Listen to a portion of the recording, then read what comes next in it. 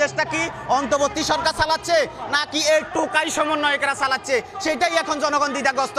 যে টোকাইরা বলে এক কথা, সমন্বয়ক নামক টোকাইরা বলে এক কথা, অন্তর্বর্তী সরকার বলে আরেক কথা। হ্যাঁ, এই যে এনপিসি বলা হয়েছে নাগরিক কমিটি, তারা বলে এই দেশে ভোট দেওয়া হবে না, ভোট আরো ফরক। তারা বলে আর কে, এই দেশে যেহেতু অন্তর্বর্তী সরকার বৈধ হোক আর অবৈধ হোক, একটা অন্তর্বর্তী সরকার আছে, তারাই সিদ্ধান্ত নিবে এই দেশে ভোট কখন হবে। কিন্তু নাহিদ ইসলাম বলে এই দেশে ভোট হবে না। আরে নাহিদ ইসলাম তুমি কে বলার? হ্যাঁ, এই দেশের 18 কোটি মানুষ এই দেশের মালিক, এই দেশের জনগণ ঠিক করবে যে ভোট কখন হবে, এই দেশে অন্তর্বর্তী সরকার ঠিক করবে যে ভোট কখন হবে। তুমি বলার কে যে ভোট হবে এই বছর হবে না অমুক বছর হবে? তোমার তো বলার এগুলোর অধিকার নাই। আফগানিস্তানের হামিদ কারজাইকে আমেরিকা যেমন রক্ষা করতে পারে নাই, ফেলে উঠে পালিয়ে যেতে হয়েছে, অন্তর্বর্তী সরকারও যদি বাংলাদেশে জনগণের ভোটাধিকার নিশ্চিত না করে, তাহলে তাকেও বেশি দিন বাংলার মানুষ আর রাখবে না, তাকেও হামিদ কারজাইয়ের মতো পালিয়ে যেতে হবে, আমেরিকাও রক্ষা করতে পারবে না। দেশে যে অসংখ্য ছাত্র জনতা হত্যা হয়েছে, আহত হয়েছে, নিহত হয়েছে, তাদেরকে যারা আইনে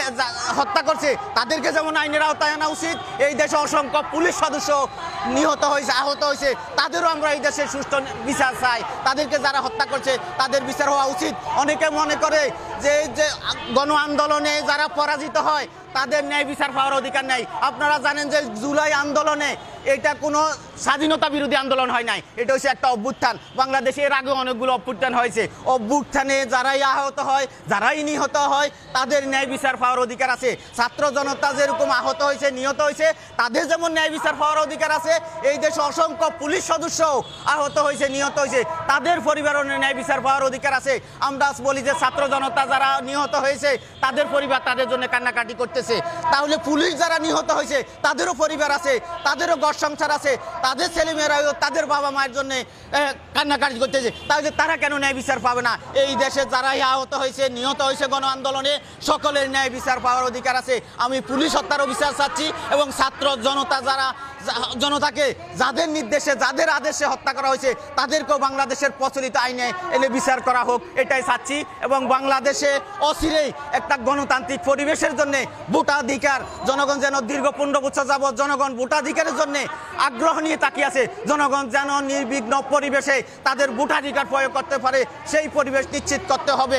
এখানে নাহিদ কি বলল, সমন্বয়কেরা কি বলল, সেটা দেখার বিষয় নয়। অন্তর্বর্তী সরকার যদি সহসায় নির্বাচন না দেয়, এই দেশের মানুষ অন্তর্বর্তী সরকারের পদত্যাগের দাবিতে রাস্তায় নামবে। কারণ অন্তর্বর্তী সরকারেরও স্মরণ রাখা উচিত যে মঈনুদ্দিন ফখরুদ্দিনও বাংলাদেশে বেশি দিন টিকতে থাকতে পারে নাই, অন্তর্বর্তী সরকারও বেশি দিন টিকে থাকতে পারবে না, এদেরকেও দেশ থেকে ফালাতে হবে। আফগানিস্তানের হামিদ কারজাইকে আমেরিকা যেমন রক্ষা করতে পারে নাই, ফেলে উঠে পালিয়ে যেতে হয়েছে, অন্তর্বর্তী সরকারও যদি বাংলাদেশে জনগণের ভোটাধিকার নিশ্চিত না করে, তাহলে তাকেও বেশি দিন বাংলার মানুষ আর রাখবে না, তাকেও হামিদ কারজাইয়ের মতো পালিয়ে যেতে হবে, আমেরিকাও তা রক্ষা করতে পারবে না। কারণ বাংলাদেশের মানুষ কোনো পাকিস্তানপন্থী নয়, বাংলাদেশের মানুষ ভারতপন্থী নয়, বাংলাদেশের মানুষ আমেরিকা, চায়না, রাশিয়াপন্থী নয়, বাংলাদেশের মানুষ বাংলাদেশ প্রেমী মানুষ। বাংলাদেশের মানুষ দীর্ঘমেয়াদে কোনো অন্যায় অবিচারকে দীর্ঘমেয়াদী মেনে নেয় নাই। আওয়ামী লীগের 15 বছরের শাসনামল জনগণ যেমন মেনে নেয় নাই, অবৈধ অগণতান্ত্রিক অনির্বাচিত সরকারের শাসন জনগণ দীর্ঘমেয়াদী মেনে নেবে না।